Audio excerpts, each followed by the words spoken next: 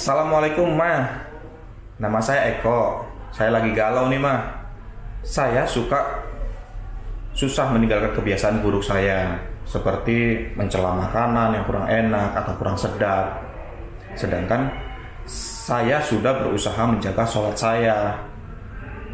Kira-kira apakah ada yang salah dengan ibadah saya Ma? Wassalamualaikum warahmatullahi wabarakatuh.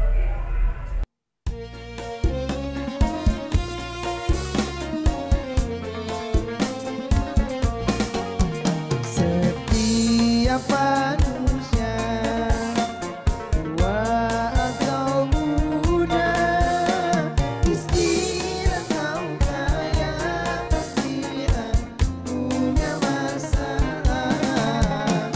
Tapi semuanya kan membawa hikmah. Itulah ujian dari Allah yang kuasa. Kesini aja rumah mama, dede. Kesini aja berbagi cerita. Kesini aja rumah mama, dede. Kesini aja berbagi cerita.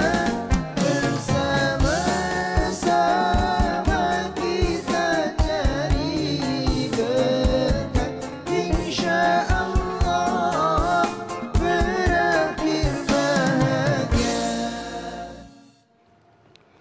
Assalamualaikum warahmatullahi wabarakatuh. Waalaikumsalam warahmatullahi wabarakatuh. Selamat pagi pemirsa TV One dimanapun Anda berada. Senang sekali kami kembali hadir menemani Anda untuk ngaji bersama Mama Dede di rumah Mama Dede. Iya, pagi hari ini sudah ada ibu-ibu yang segar-segar wajahnya. Wih, Masya Allah. Calon penghuni surga. Amin. Wah, amin. Kalau kita boleh tahu, dari mana ini Ibu? Dari Majelis Taklim Ahmadiyah Lobang Buaya. Iya, Lobang Buaya katanya ya. Lengkapnya Majelis Taklim As-Somadiyah.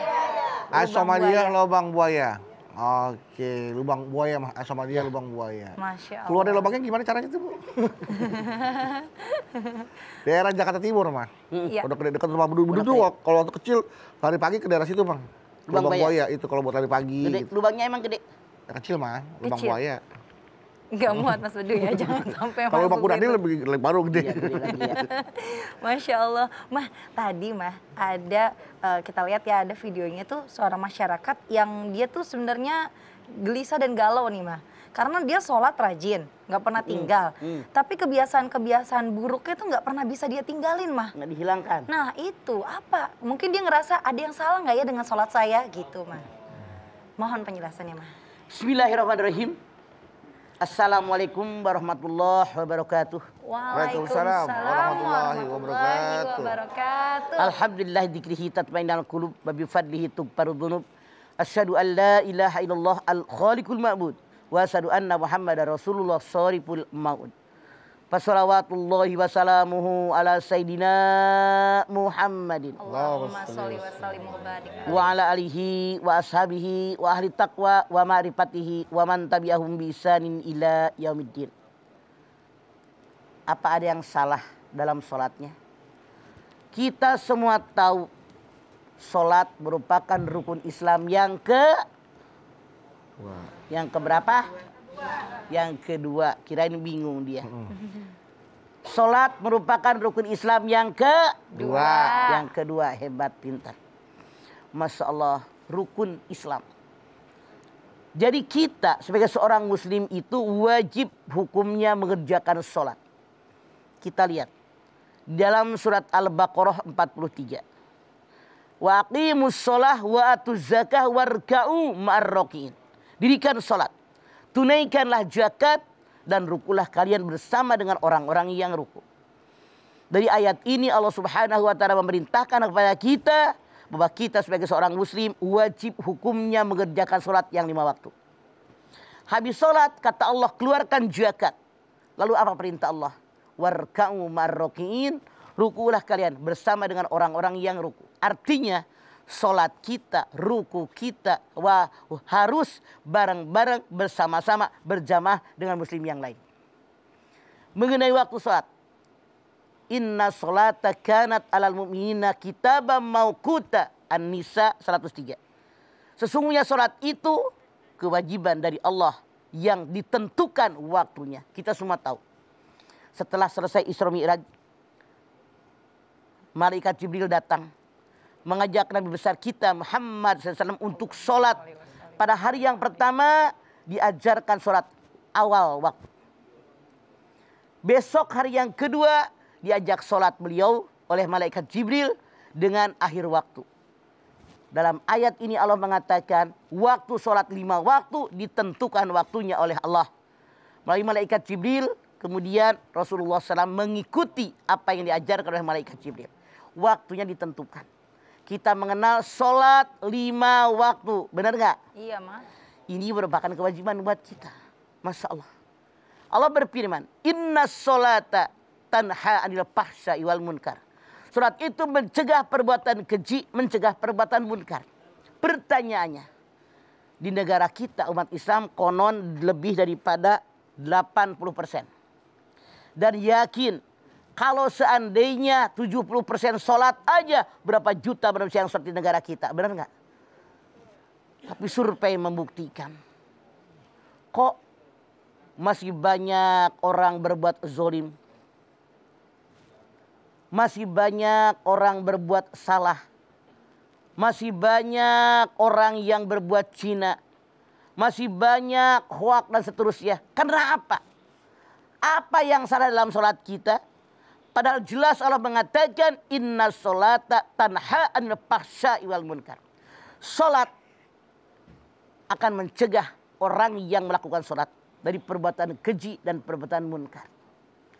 Kenyataannya kita pada sholat begitu banyak yang mengerjakan sholat di negara kita. Apakah sholat kita sudah benar atau belum? Survei membuktikan muslim segitu banyaknya, yang sholat pasti banyak, tapi kenapa mereka masih fahsya wal munkar? Masih banyak yang berbuat keji, yang berbuat jahat. Masya Allah, ini pertanyaan yang harus kita lihat. Jangan-jangan di antara kita ini, Iya Allah, yang melakukan ini. Sholat mah sholat, tapi dianggap tidak sholat oleh Allah. Rasulullah SAW mengatakan, apa kata beliau? Akan datang suatu masa di mana kalian umat Muhammad mengerjakan sholat, tapi sebetulnya di hadapan Allah mereka tidak sholat. Di mana letak kesalahan kita? Apa mungkin sembahyang kita lalai? Fawailul lil musallin alladzina hum an sholatihim sahun. Lalai di mana? Boleh jadi lalai waktunya. Mengaku beragama Islam, kedengeran azan, sholat entar. Mengaku beragama Islam, datang waktu sholat, tahu sholat wajib, tapi kadang-kadang maaf dalam tanda kutip, tidak sedikit yang disebut dengan Islam KTP. Mengaku Islam, sholatnya hente. Ada yang sholatnya edan eling. Ada yang sholat dikerjakan, tapi tidak dengan hati. Banyak sekali yang menyebabkan kenapa saat ini begitu banyaknya kita mengerjakan sholat, tapi ternyata perbuatan keji, perbuatan munkar masih merajalela dalam lingkungan masyarakat kita. Bahkan di negara kita begitu banyaknya merajalela kejahatan, kemunkaran. Yuk kita nanya dengan diri kita masing-masing. Udah pada benar belum sembahyang kita? Jangan-jangan sembahyang kita kerjakan karena keterpaksaan. ya Allah. Contoh deh. Dari ibadah kauli perkataan.